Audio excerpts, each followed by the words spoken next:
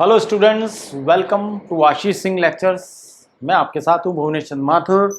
आइए करते हैं फ्रांसीसी क्रांति की बातें। बहुत ही इंटरेस्टिंग टॉपिक है आज का। आइए,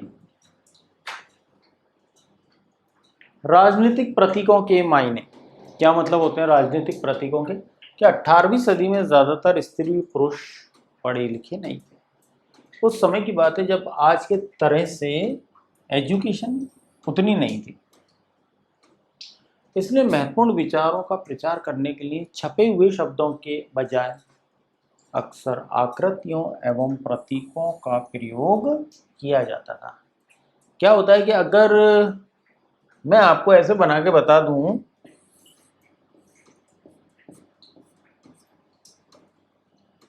तो आपकी भी समझ में आ जाएगा कि ये एक ह्यूमन बीइंग की बात करना चाहते हैं। इस तरह से अगर आकृति दिखाएंगे किसी को तो वो जल्दी से समझ जाएगा। पेन की आकृति अगर अपने को दिखानी है तो अपन कुछ इस तरह से बना के दिखाते हैं कि ये सॉरी इस तरह से नहीं कि मैंने पेन बनाया, अगले को समझ में आ गई कि ये कलम जैसा कुछ दिख रहा है मुझे। ओके, तो ये इस तरह से रिप्रेजेंट कर दिया। तो जो हमारे साथी लोग उस समय पढ़े लिखे नहीं थे वो समझ जाते थे। तो हमने क्या किया, आकृति और प्रतीकों का प्रयोग किया। ली बॉर्बी ने अपनी पेंटिंग में अधिकारों के घोषणा पत्र को लोगों तक पहुंचाने के लिए अनेक प्रतीकों का प्रयोग किया। जैसे कि अब देखते हैं आगे क्या हुआ इस फील्ड में। इस स्लाइड में हमें क्या सीखने को मिलता है। टूटी हुई जंजीरें, जंजीर है ना, दासों को बांधने के लिए जंजीरों का प्रयोग होता था। टूटी हुई हथकड़ी उनकी आज़ादी का प्रतीक है कि ये जंजीर टूट गई है, यानी कि ये कोई अगर इसमें कैद था तो ये क्या हो गया, फ्री हो गया, आज़ाद हो गया। ये आज़ादी का प्रतीक हो गई, लोग समझने लग गए।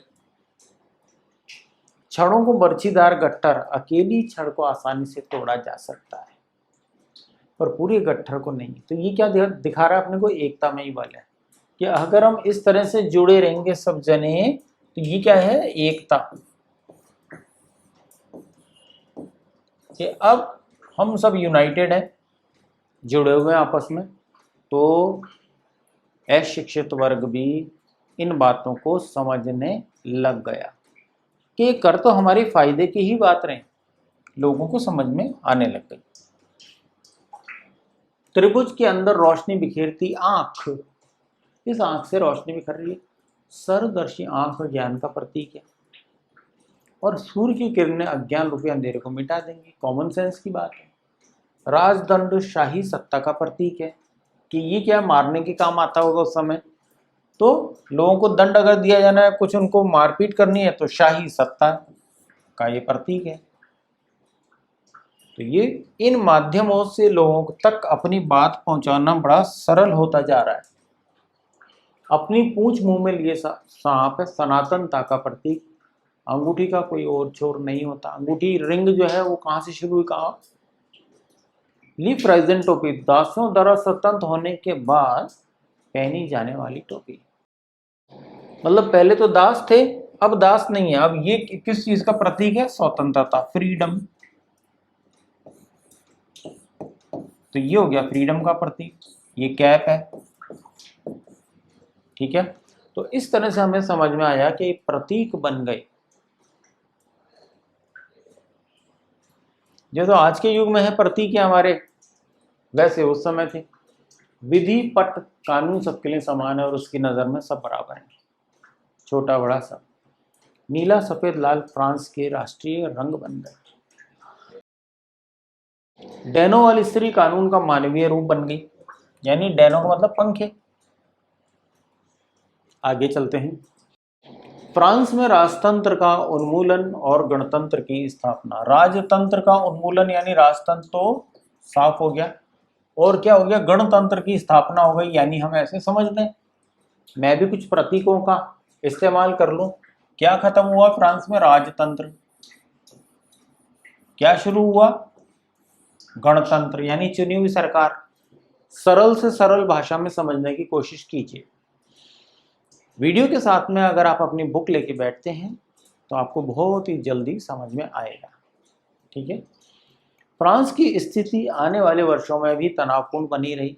अभी हालात सामान्य नहीं थे। यद्यपि लुई 16 ने संविधान पर हस्ताक्षर कर दिए थे, परंतु प्रेशिया के राजा से उसकी गुप्त वार्ता भी चल रही थी। अंदर ही अंदर देखिए, यह है राजतंत्र। प्रशिया के राजा से अंदर ही अंदर चुपचाप गुप्त वार्ता जारी रख रखी है इस व्यक्ति ने। देखिए फ्रांस की जो घटनाएं हुई, उनसे आसपास के पड़ोसी राजाओं में भी डर बैठ गया, दहशत का माहौल हो गया। मुंह से कुछ नहीं बोल रहे, लेकिन जो फ्रांस की क्रांति हुई उससे उन लोगों में भी एक भय, अनजाना डर कि कहीं ऐसा नहीं हो कि हमारे साथ भी ये लोग ऐसा कर दें। इसलिए 1789 की गर्मियों के बाद होने वाली ऐसी घटनाओं को नियंत्रित करने के लिए इन शासकों ने सेना भेजने की योजना बना ली। ये सब मिलके अटैक करने की तैयारी, अटैक मोड में रहो। अगर कुछ ऐसी घटना, दुर्घटना ये लोग करना चाहती है आम जनता, तो हम तैयार रहें। तो फ्रांस की घटना से सीख ले ली सारे शासकों ने, और उनके मनी मनी ये डर भी बैठ गया कि कहीं हमारे राजपाट में ऐसा ना हो जाए, हमारे राजतंत्र में, कि ये नौबत हमारे यहाँ हो जाए, कि विद्रोह ना हो जाए, क्रांति ना हो जाए। तो क्या प्लान कर लिया कि सेना भेजने की तैयारी करो अपनी। तो लेकिन जब तक इस योजना पर अमल होता, अप्रैल 1792 में नेशनल असेंबली ने प्रशिया में ऑस्ट्रिया के विरुद्ध युद्ध की घोषणा का प्रस्ताव भी पारित कर दिया। इससे पहले कि वो सेना भेज पाते फ्रांस में, जनमानस को तितर बितर करने को नेशनल असेंबली ने क्या कह दिया, ऑस्ट्रिया के विरुद्ध, रशिया और ऑस्ट्रिया के विरुद्ध युद्ध की घोषणा कर दी। और आगे क्या हुआ, प्रांतों से हजारों स्वयंसेवी सेना में भर्ती होने के लिए जमा होने लग गए कि लोग तैयार हो गए, हम फौज में भर्ती हो जाएंगे।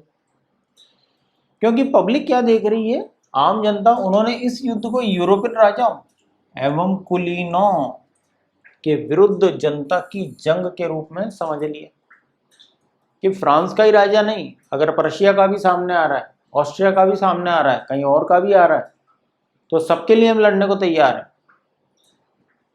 क्योंकि इन लोगों ने हमें इस तरह से शोषित वर्ग बना दिया, कुलीन वर्ग और पादरी वर्ग जो है मजे ले रहा है, जीवन के रंग हो रहे हैं उनके तो, और हमें मीट और रोटी, पाव रोटी आपने याद कीजिए,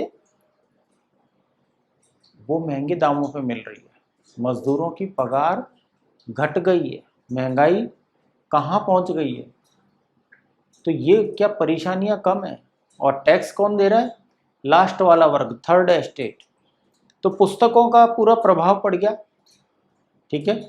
और ये हमने आकृतियां देखी, प्रतीक चिन्हों का लोगों पर प्रभाव पड़ा।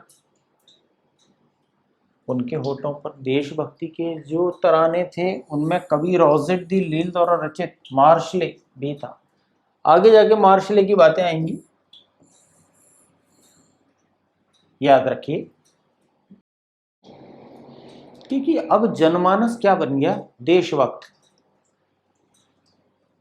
कि मुझे मेरा देश बड़ा प्यारा है। तो ये एक बहुत बड़ा रिमार्केबल डिफरेंस हो गया। लोगों की समझ, एटीट्यूड कहते हैं ना आजकल, एटीट्यूड का मतलब है सोच, तो वो बदल गई। और लोगों ने अब अपना क्या, कवि है एक रोजेट दलिल, उनका रचित मार्शले गाने लग गए। जैसे अपने वंदे मातरम, वैसा ही कुछ कुछ आप ऐसा मान सकते हैं। यह गीत पहली बार मार्शले के स्वयंसेवियों ने पेरिस की ओर कूच करते हुए गाया, इसलिए इस गाने का नाम मार्शले हो गया। अब फ्रांस का ये क्या है, आज की तारीख में राष्ट्रगान है। तो फ्रांस का राष्ट्रगान कौन सा बन गया, मार्शले। किसने लिखा, रोजेट दे लिल ने। अब लोगों की जीभ पे चढ़ गया, ये गाते रहते हैं।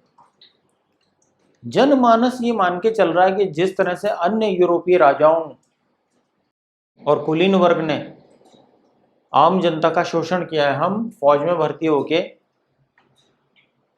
उसको जंग के रूप में मानेंगे, एक वॉर, लड़ाई।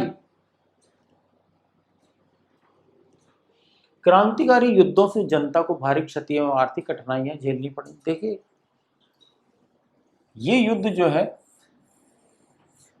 इसमें आम जनता के पास पैसा नहीं है, कई तरह की क्षति, मानवीय क्षति, आर्थिक क्षति। आर्थिक क्यों कह रहे हैं, कोई बता सकता है आर्थिक क्यों कहा जा रहा है? देखिए, मजदूर वर्ग हैं, हम सब मजदूर वर्ग से हैं। अब हम कहाँ काम करते हैं? खेत पर काम करते हैं, खेती बाड़ी बंद हो गई। अगर कोई मैं और कार्य करता हूं वो बंद हो गया, कामकाज बंद है। फौज में जा रहे हैं लड़ने को, जब वेतन मिलेगा तब मिलेगा। तो मेरी अर्जेंट नीड जो है घर बार चलाने की वो तो गई। तो बड़ी आर्थिक सामाजिक क्षति हुई। पुरुषों के मोर्चे पर चले जाने के बाद घर परिवार और रोजी रोटी की जिम्मेदारी औरतों के कंधों पर आ पड़ी कि भाई कोई तुरंत रोजगार तो उपलब्ध है नहीं महिलाओं के लिए। तो घर के बड़े बुजुर्ग, छोटे बच्चे, महिलाएं खुद, खाने पीने की हर बात की दिक्कत हो सकती है, आप समझ सकते हैं इतना। तो इधर क्या हो रहा है, देश की आबादी के एक बड़े हिस्से को ऐसा लगता था कि क्रांति के सिलसिले को आगे बढ़ाने की जरूरत है, क्योंकि 1791 के संविधान से सिर्फ अमीरों को ही राजनीतिक अधिकार प्राप्त हुए थे, और जिसको चाहिए तो 3 दिन की तनख्वाह अपनी वेतन जमा कराओ टैक्स के रूप में और वोट डालने का अधिकार प्राप्त करो। तो ये बड़ी विषम परिस्थितियां, राजनीतिक विषम परिस्थितियां मैं कहूंगा ये पैदा हो गई। लोग राजनीतिक क्लबों में अड्डे जमा कर सरकारी नीति और अपनी कार्य योजना पर बहस करते थे। भले शिक्षित वर्ग है भले ही अशिक्षित वर्ग है, लेकिन बहस शुरू हो गई, चर्चा शुरू हो गई।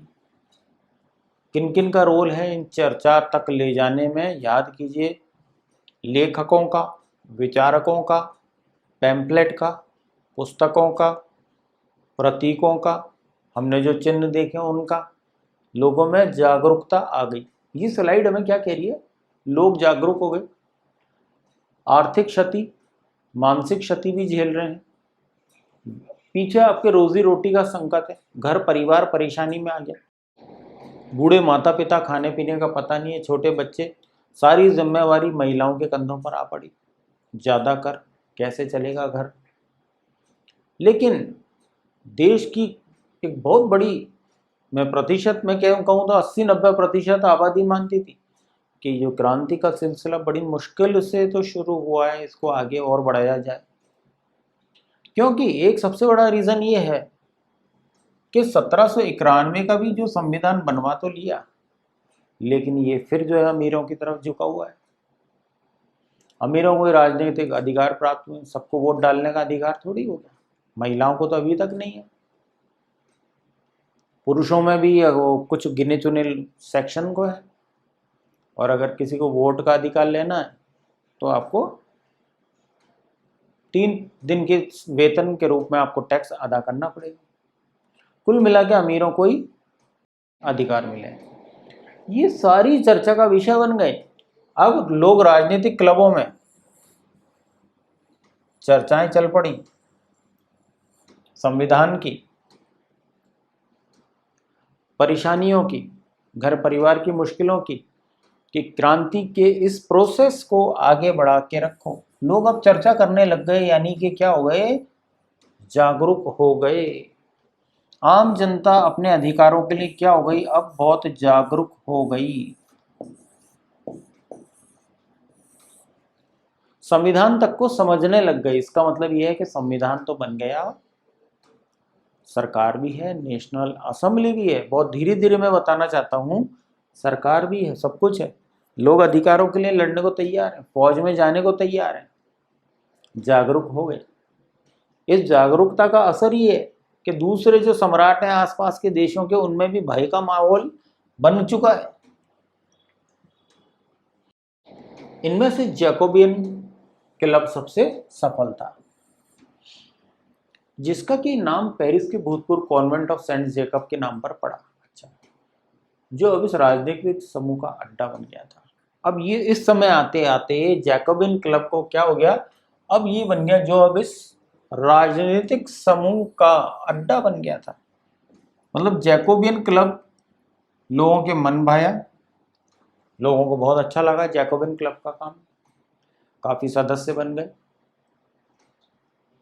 इस पूरी अवधि में महिलाएं भी सक्रिय थीं और उन्होंने भी अपने क्लब बना लिए। देखिए, महिलाओं की कुर्बानी हम इसमें भूलेंगे नहीं। भले ही इनको क्रांति के तुरंत बाद वोट डालने का अधिकार नहीं मिला, और इस ऐतिहासिक घटना के भी फ्रांस ने 150 साल बाद समस्त महिलाओं को फ्रांस में वोट डालने का अधिकार दिया, यह भी आपको बताना चाहूंगा। ठीक है, इस अध्याय के खंड 4 में आप उनकी गतिविधियों और मांगों के बारे में और जानेंगे, आगे आएगा। लेकिन महिलाओं को सलाम करते हुए इन्होंने बहुत भारी क्रियाएं की हैं। इसमें अपने क्लब बना लिए, यानी महिलाएं भी उतनी जागरूक हैं, समझदार हैं, जितने के पुरुषों को हम समझ सकते हैं। जैकोबिन क्लब के सदस्य मुख्यतः समाज के कम समृद्ध हिस्से से आते हैं। ये तो बिल्कुल अति साधारण सी बात है, इसमें क्या समझना है। क्रांति की जरूरत किसको है? अति साधारण व्यक्ति को, जो कि शोषित वर्ग है, उसी को तो जरूरत है। उसी को रोजी रोटी की जरूरत है, रोजगार की जरूरत है, उसी के ऊपर परिवार का भरण पोषण की जिम्मेवारी है। तो ये हम समझ ही सकते हैं। अब इनमें छोटे दुकानदार, अब कौन कौन शामिल है इसमें देखिए। छोटे वैल्यू के दुकानदार, हाथ के कारीगर, जैसे जूते बनाने वाले, पेस्ट्री बनाने वाले यानी बेकरी वाले हो गए, घड़ी ठीक करने वाले, प्रिंट करने वाले, ये बेचारे नौकर, दैनिक मजदूरी वाले, ये सब लोग शामिल हैं। और ये कहने की बात नहीं है। और इनका नेता मैक्सिमिलियन रॉबेस्पियर है। तो ज्यादातर लोग परेशान हैं राजनीतिक और आर्थिक दृष्टिकोण से। घर चलाना मुश्किल है, रोजगार के अवसर नहीं है, दोनों वक्त का भरपेट भोजन तो सपना हो गया है। ये ऐसा समय की बात है। तो कौन पीड़ित होगा? छोटी मोटी बेकरी पर काम करने वाले, जूते बनाने वाले, हाथ के कारीगर आपके, और दुकानदार। और जब जनमानस के पास पैसा होगा जब भी तो वो सामान खरीदेंगे कुछ आके। इन सबके नेता इस समय कौन थे? Maximilian Robespierre. तो महिलाओं का योगदान हम इस स्लाइड में भूलेंगे नहीं। जैकोब इन्होंने एक बड़े वर्ग ने गोदी कामगारों की तरह धारीदार लंबी पतलून पहनने का निर्णय किया। अभी प्रतीकों की बात आ गई, क्या करें? जैकोबिन क्लब के एक बहुत बड़े वर्ग ने ये जो जहाँ पे समुद्र पर जहाज आते हैं सामान उतारने और चढ़ाने का काम होता है, उसको गोदी बोलते हैं। तो वहाँ डेली वेजेस मिलती है, रोज के पैसे रोज ले लो आप। इन्होंने क्या किया कि धारीदार लंबी पतलून पहनने का निर्णय किया। यानी पैंट है तो उसमें ऐसा डिजाइन बना हुआ है, जैसे मान लो ये पैंट है, मैं ऐसे बना सकता हूँ, छोटा सा आइडिया देने के लिए। तो इसमें ऐसी ऐसी धारियां बनी हुई होंगी। अब वो किसी भी कलर की आप देख सकते हैं, आपके डायग्राम भी है बुक में। तो ये प्रतीक हो गया कि हम ये पहन के पतलून, ऐसी पैंट पहन के काम करेंगे। ऐसा क्यों किया? ऐसा उन्होंने समाज के फैशन परस्त वर्ग, खासतौर से घुटने तक पहने जाने वाले ब्रीचेस पहनने वाले कुलीनों से खुद को अलग करने के लिए किया। कि क्या होगा कि इस यूनिफॉर्म से ये हम एज अ यूनिफॉर्म पहनेंगे,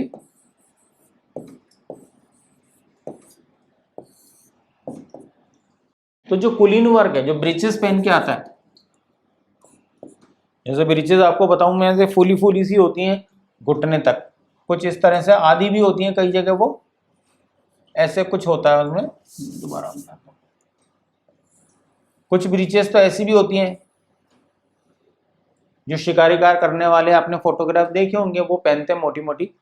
तो इनमें और इनमें भेद हो जाएगा, है ना। ये अलग हो जाएंगी और ये अलग हो जाएंगी, तो दोनों अलग अलग लगेंगे। ये कौन सा? अभिजात्य वर्ग पहन के आएगा ना। ये तो कैसे होंगे? रईस लोग पहन के आएंगे, अमीर लोग,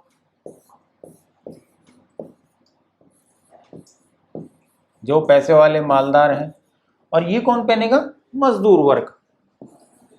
इस तरह की पैंट का चलन चल पड़ा। ये मजदूर वर्ग रोज काम करने आएगा गोदी में, यानी समुद्र किनारे, और वो लोग ये पहनेंगे, और रईस लोगों से हम अलग दिखेंगे। ठीक है। यह ब्रीचेस पहनने वाले कुलीनों की सत्ता समाप्ति के ऐलान का उनका तरीका था कि अब तुम्हारा टाइम जा चुका है और अब मजदूर वर्ग का समय शुरू हो चुका है, हमारा समय शुरू हो चुका है, अब तुम्हारा समय खत्म हो गया है। अब जब ये चैलेंज कर लिया तो ये वाली ड्रेस इन्होंने तय कर ली कि हम ये पहनकर रोजाना अपनी ड्यूटी पर आया करेंगे। अब ये कुछ लोग ब्रीचेस घुटनों तक होती है, कई बार लंबी भी होती है, तो ये डिजाइन पर निर्भर करता है। इस तरह से ये क्रांति की बातें हैं। महिलाओं का हम सम्मान करते हैं। वापस से मैं बोलता हूं, युवा वर्ग फौज में जाने को आतुर है और इनका इतना एक भयाक्रांत आसपास के सम्राट हो गए कि वो भी डर के मारे एक तरफ मैं कह सकता हूं कांपने लग गए। तो वीडियो को देखिए, बुक रखिए अपने पास, मैं अंडरलाइन करता रहता हूँ इन चीज़ों को। अंडरलाइन से ये हमारे क्वेश्चन और आंसर में लिखने में बहुत आपको फ़ायदा करेगा। और समझ में नहीं आए तो वीडियो बार बार देखिए, बुक को अपने साथ रखिए और क्वेश्चन आंसर अभी से लिखना शुरू भी कर दीजिए। Thank you with this and good luck to you. Thank you.